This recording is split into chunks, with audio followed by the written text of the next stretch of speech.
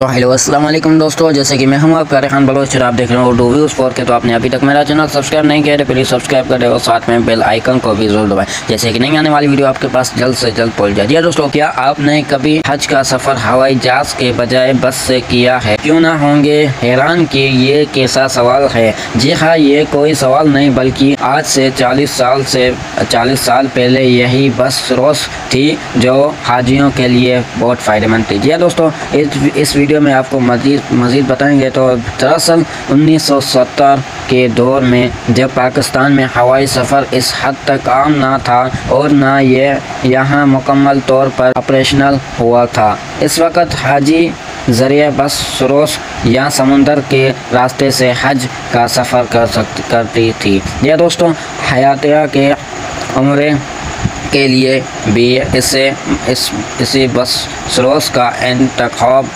किया जाता था। अब आप ये भी सोच रहे होंगे कि बस सरोस का किस तरह पाकिस्तान से सऊदी अरब ले जा सकती है। ये दोस्तों, तो जनाब, ये बस सरोस नेशनल अवामी बस सरोस के नाम से जानी जाती थी, जो कि 1970 से 1976 के अरसे में खासी आम थी। इस बस सरोस का आगाज़ बलूचिस्तान में होता था।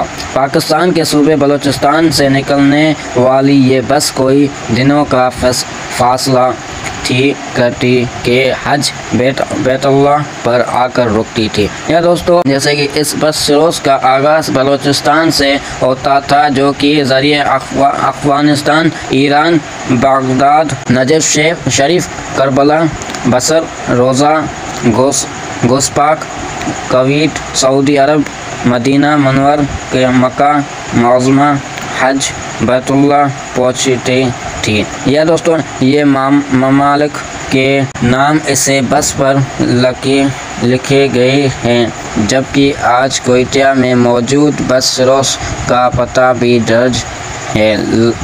दिलचस्प बात यह है कि ये बस सरोस का सऊदी अरब रही है और इसके रास्ते में नजफ़, करबला समेत के कई मुक़द्दस मकामात भी आ रही है, जो कि यकीनी तौर पर मुसलमानों के लिए किसी खुशगवार सफ़र से कम नहीं। ये दोस्तों, तो मैं उम्मीद करता हूँ कि ये वीडियो आपके बहुत पसंद आई होगी। तो आपने अभी तक मेरा चैनल सब्सक्राइब नहीं किया है तो प्लीज़ सब्सक्राइब कर दे और साथ में बेल आइकन को भी ज़रूर दबाएं, जैसे कि नहीं आने वाली वीडियो आपके पास जल्द से जल्द पहुँचे।